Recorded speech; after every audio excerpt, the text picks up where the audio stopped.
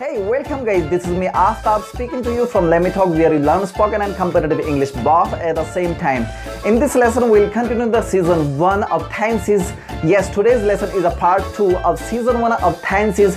In this lesson, we are gonna be talking about primary auxiliary verbs. Yes, means helping verbs. To know the phases of the tenses. So guys, don't be late and stay tuned with me.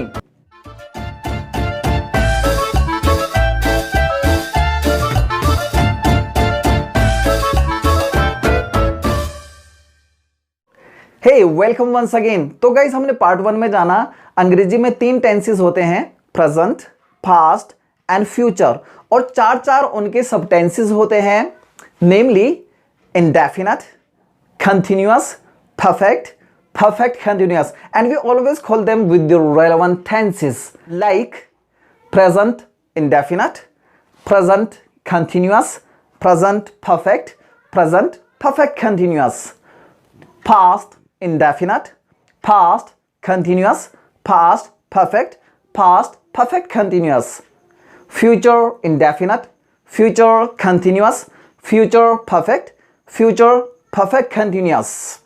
तो guys tenses को हम उनके नामों से तो जान ही चुके हैं, और जैसा कि मैंने आपको बताया था कि हम टेंसेस सीखेंगे बिल्कुल सिंपल स्टाइल से, इतने सिंपल स्टाइल से जितने सिंपल स्टाइल से हम जानते हैं किसी व्यक्ति को उसके नेम से, उसके फेस से और उसकी हैबिट्स से।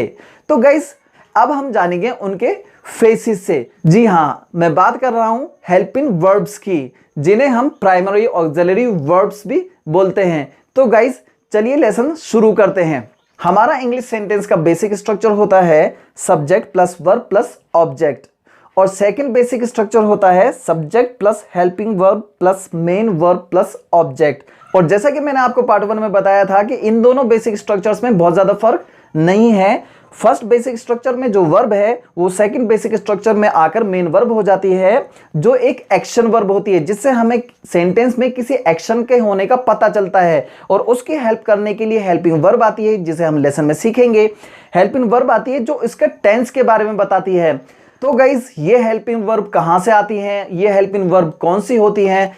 तो जैसा कि हमको पता है बहुत सारी एक्शन वर्ब्स होती हैं, उन्हीं में से कुछ सर्टन वर्ब्स होती हैं जो हेल्पिंग वर्ब्स का काम करती है। और जैसा कि आप यहां पर एग्जांपल के तौर पर लिखा हुआ देख सकते हैं, और जैसा कि आपको पता है कि हर वर्ब की 3 फॉर्म्स होती है।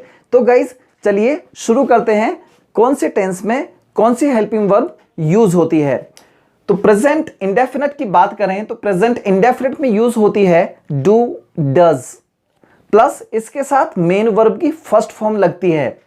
प्रेजेंट कंटिन्यूअस की बात करें तो प्रेजेंट कंटिन्यूअस में हेल्पिंग वर्ब यूज होती है इज, एम, आर, और उसके साथ लगती है मेन वर्ब की फर्स्ट फॉर्म में आईएनजी। नेक्स्ट है प्रेजेंट परफेक्ट। प्रेजेंट परफेक्ट में हेल्पिंग वर्ब होती है has, have, plus main verb की थर्ड फॉर्म, इसके साथ मेन वर्ब की थर्ड फॉर्म लगती है। नेक्स्ट है प्रेजेंट परफेक्ट कंटिन्यूअस।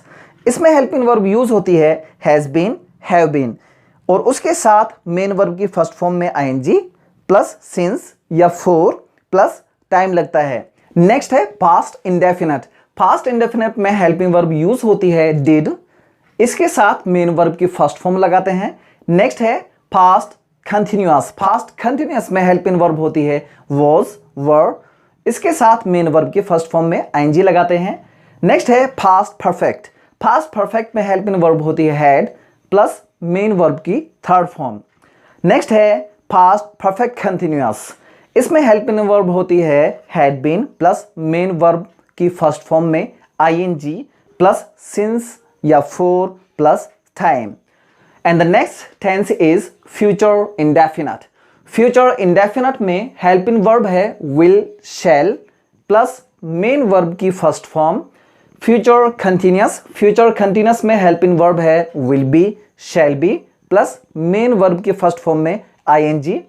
नेक्स्ट है फ्यूचर परफेक्ट। फ्यूचर परफेक्ट में हेल्पिंग वर्ब है will have, shall have, plus main verb की थर्ड फॉर्म। नेक्स्ट है फ्यूचर परफेक्ट कंटिन्यूअस। इसमें हेल्पिंग वर्ब है will have been, shall have been, plus main verb की first form में ING plus since या for plus time.